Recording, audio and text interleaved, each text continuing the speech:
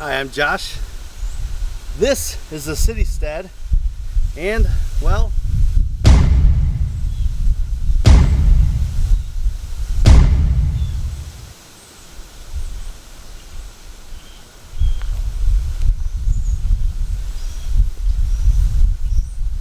so this has not been my best gardening season of all. Probably one of the worst in a very long time. And there's a lot of different factors that have played into that. One of them is that early in the year, all the way up to about June, I was on the road traveling for work.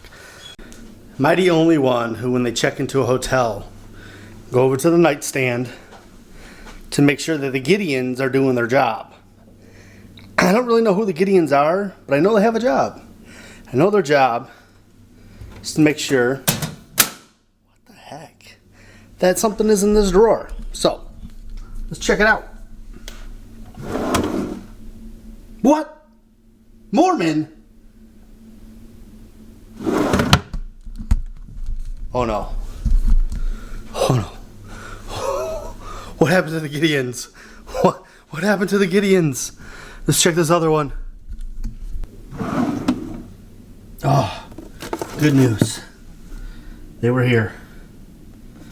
After you do that, you usually want to do one of these numbers right here where you take your sheets and you pull them back. You know, because you never can be too careful. Want to make sure no bed bugs. Bad thing. Never want that in a hotel. They will definitely lose some stars on Yelp if they have some bed bugs.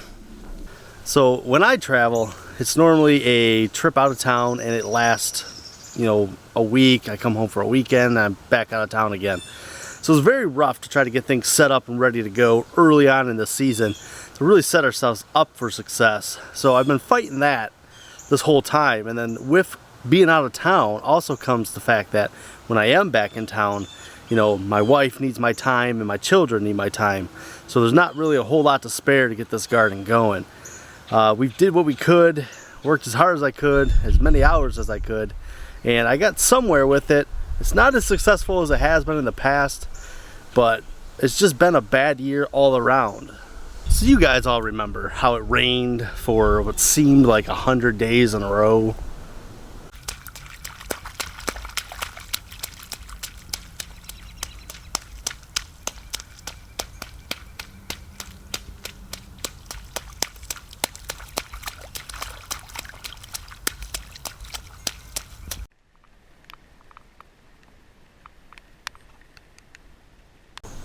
Yeah, it never seemed to stop raining for forever. I don't understand what that was all about. So on top of that, you know, the rain, it was kind of cold all spring. It was hard to get a good garden in, and not just for me, but for everyone. A lot of people were struggling with it. Even some of our farmers here locally didn't get their farms planted in time. And that's a huge deal for them. This is their life, right? Like, we kind of do this as a hobby. So not growing a lot of food, it's not going to kill us. It's not fun when you have a bad garden season because you put a lot of effort and time and work out here, and you want it to always be as prosperous as it can be.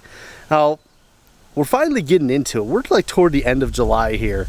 It's about to turn August, and you know, I'm actually starting to see a little bit of progress out here. I've seen a little bit of stuff flowering. Things are growing a little bit. I'm kind of getting a little more geared up, a little more pumped about the possibilities of what August could bring for us, or even later. I'm thinking into September. With the way the year's been, this might be a good year for September, actually getting a really nice fall harvest out of a lot of things. One of the things I had that turned out really good for me was this kale bed. And I mean, we all know kale kind of likes a cooler temperature. It's a very good fall crop. You plant it, you keep it into fall. It gets a little bit sweeter after some frost. So yeah, I planted this just kind of thinking, it won't, you know, it probably won't do anything. But I planted it early in the spring, and it came up really good. It really liked that cool temperatures that we had. And apparently all the rain didn't affect it very much. And it looks really good right now. Now, I haven't harvested any of this yet. I'm waiting till later in the fall till it cools back down so I can get a sweeter taste out of this kale.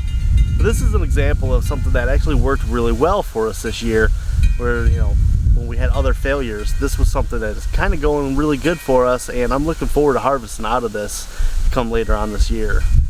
Another thing that actually turned out super good was all this garlic. I have behind me a 4 foot by 4 foot bed I built, and it's all garlic. And it actually kind of worried me because it's only my second year growing garlic.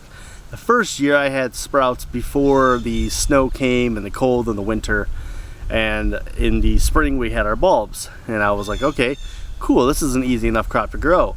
I threw this garlic in the ground and I didn't have any kind of sprouts or anything on it all winter, and I was thinking like, oh man, it didn't make it. I saw some like marks in here, looked like things were digging stuff up, so I'm thinking, oh, maybe a bunch of it got dug up.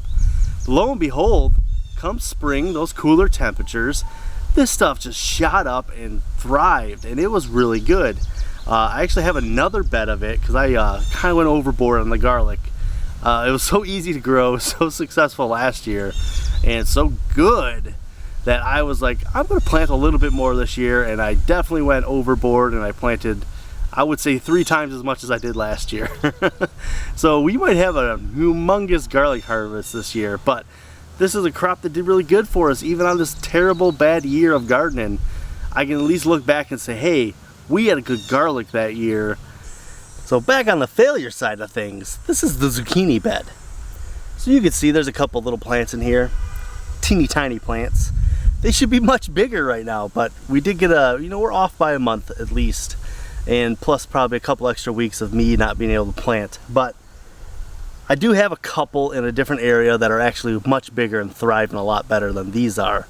So there's some hopes that these might catch up toward the end of August here for us and actually give us some more. But the other ones are doing really well. We're starting to, looks like fruit is going to be setting on those any day now, and we'll actually be picking those in a week or so. So not a complete failure on the squash, but this bed particularly, not good. Here's the good zucchini I was telling you about. You see we got a couple fruits on it. Super pumped about that. Last year we had a very bad zucchini year. This year it looks like we're actually going to get something. So super happy. Oh, there's another one over there too. Yeah, we're going to have a good zucchini year. Probably just off of these 2 plants alone, they're going to produce a lot. These have actually done pretty well. They're climbing up a lot. We actually have some peas on them. We're going to get out here and pick these. And we also grew some purple ones too on another one, and they're doing the same thing. They're actually flowering up. They're still looking pretty healthy, and there's nothing at the bottom shading out those roots like what you would really want to try to prolong their season.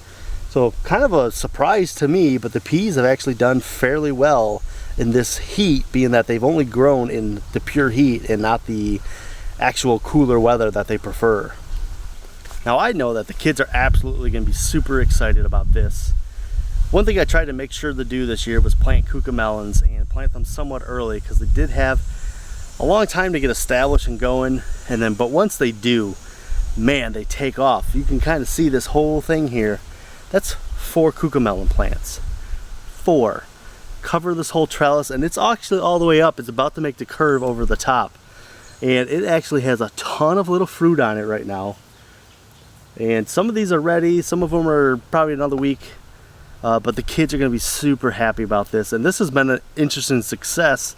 Last year I sort of grew it in the shaded area and it did good, and then I put it over here and it gets a lot more sun, as you can see from the background here, and it really took off and just went nuts, and it's bushing out more than I would have thought. I thought it'd be a very good vine and climber plant, but no, it's definitely kind of spread out at the bottom more like a bush. It just keeps putting off new vines at the bottom. Some of them I've gotten to train up here, but some of them have been really hard to contain. But I can't believe how good this has been doing, and I know those kids are going to be super happy to get out here and pick some of these Cuckoo Melons. So one of the things I did manage to get in around the normal planting time, around Mother's Day, was I put in all these herbs in this new herb garden, and it has taken off. There's been a ton of good growth. The parsley is just insane in here. Some mint over there that I knew was going to get big. It's gotten big. I like it. There's a volunteer tomato in there that's doing great. It's setting tomatoes. It's the only one setting tomatoes right now. What else do we got? Some sage back there is doing good. All the beans are starting to really produce some beans on it. So this area was a huge success, but it's also the one thing we got in around Mother's Day, which is normally when we do our planting. So, but really happy to have all this herb garden take off the way it has. That's a good success for the year. Amaranth, anyone? I have never grown this before, but this thing is very cool. That is a beautiful leaf they have on them. The green and the dark red, such cool colors, and they're kind of like our favorite colors when we do a lot of ornamental planting. So I'm thinking maybe these should have went out in the front yard, or maybe we'll do that next year. Plant some amaranth out there, and they get really nice and tall, and they seem very sturdy. So very cool thing to have probably as a backdrop to the front of the house garden there. But I like it. It's very good. I've never even thought about growing it. I just randomly picked up some seeds, threw it in the ground, and here we are, and it's looking really, really nice. So the whole point of me kind of showing you some of my successes and failures of this year was to just share and be real about what's going on in this garden. Gardening is not like my full-time job. Making these videos is not my full-time job. I have a job that I have to work, and sometimes it sends me out of town, usually at inconvenient times for my life, like, you know, the beginning of the garden season. But I still was able to get this done just working some, you know, weekends out here. I'd wake up 5 in the morning on the weekends, come out here, work for a couple hours before most everybody else stirs. I go back inside and I try to spend my entire day with the kids and the wife on the weekends. And I was able to still manage to get all this done, most of this garden planted. There are some perennials out here, flower-wise, and a couple vegetable perennials. That stuff I don't have to worry about as much. But I did this in a few hours of every weekend. So if you're like a beginning gardener and you're thinking about getting into gardening, this is what you can do with just a few hours of your time. It's not the prettiest garden, it's not the most well manicured garden, but it is going to produce some vegetables, and that's what we're really after anyways. And also, as a note for you beginning gardeners out there who maybe are feeling like failures this year, just remember that it's not really your fault. We had a bad year. Most of us are about a month off in our season. A month. That makes a humongous difference. When you're watching other people who are in better growing zones that didn't have as much crazy weather as we did.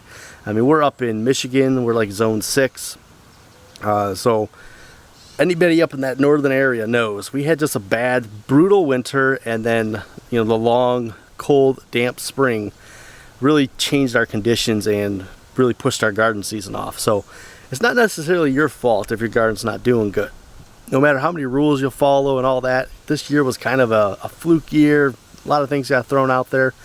But hey, it's the end of July. I was just out here this weekend planting tons of seeds. I planted all my lettuces again. I'm going to pull up some carrots. I'm going to replant carrots probably next weekend.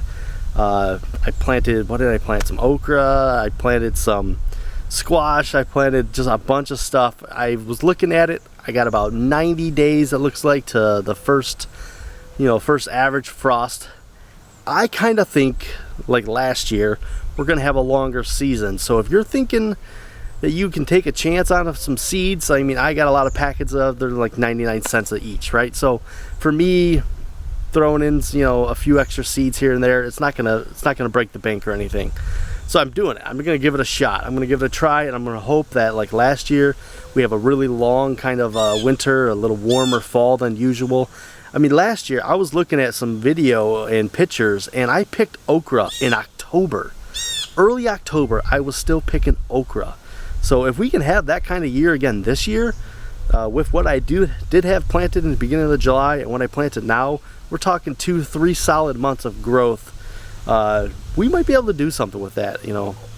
So if you're worried, if you're feeling like a failure, get back out there and try some more. Throw some more stuff in the ground and see what happens, because you never know what the fall season's going to be like. And if you are thinking of just a fall garden in general, now's the time to get out there and start planting that fall garden. So hope you guys have a better end of the year than the beginning of the year, like I'm hoping to have. And hopefully next year you guys will have a much better garden and we'll all be way more successful.